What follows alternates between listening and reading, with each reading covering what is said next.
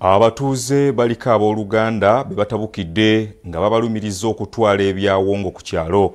Bayise omubaka wa pulezidenti okutuula mu nsonga zino era abalagidde ne bookya amasabo gaabwe agabadde gasukka mu 30. Bibadde ku kyalo Kasenke Mirembe Maria mu disitulikiti ey'e Kassanda.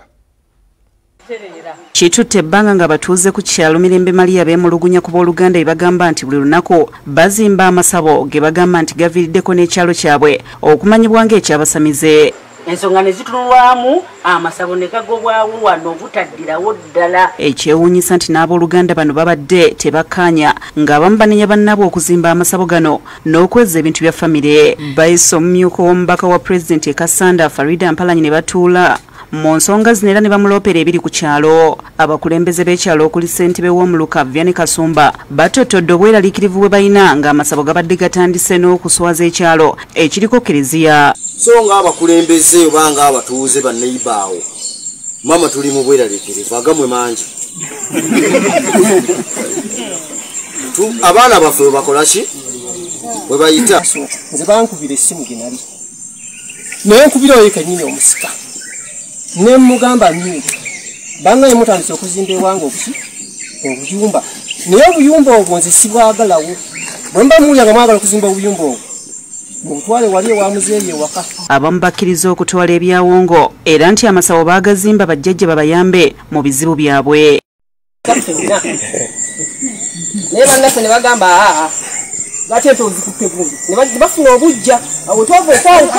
RDC anenyeza abooluganda olw'okulemera awaka wa kitaabwe ne batandika okuzimbawo amasabo ate abalala ne batunda ettaka lya famire ne baliguza omusirikale ng'ono RDC amutegeeza nti yagula mpewo. Atunda mpewo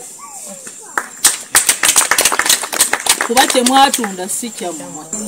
Abaana abalenzi abato bakoze n'otulira omwana myaka 23 alina akayumba ka rooms 3 myaka 23 mwe muli wano mwerimba nti muli bagagga temulina kye mulina kuba wano tewali kyammwe temuddayo nakulumya bantu muveewo mugende mukole ebyammwe. Abalagidde bajjewo amasabo gonna basooke bakkaanye nga buli omu bw'afuna ewuwe waddembe okolerawo kyayagala. Tugende tujjewo amasabo gaffe. Amasabo biba bibbo n'obuyumba bendi bwe tunaafuna ewaffe tusobola okuddamu ne tugatuuza we tukoze yadde olukiiko luwedde obudde buzibye amasabo gano gakumiddwako omuliro wakati mu ndulu n'okusagambiza okuva mu batuuze.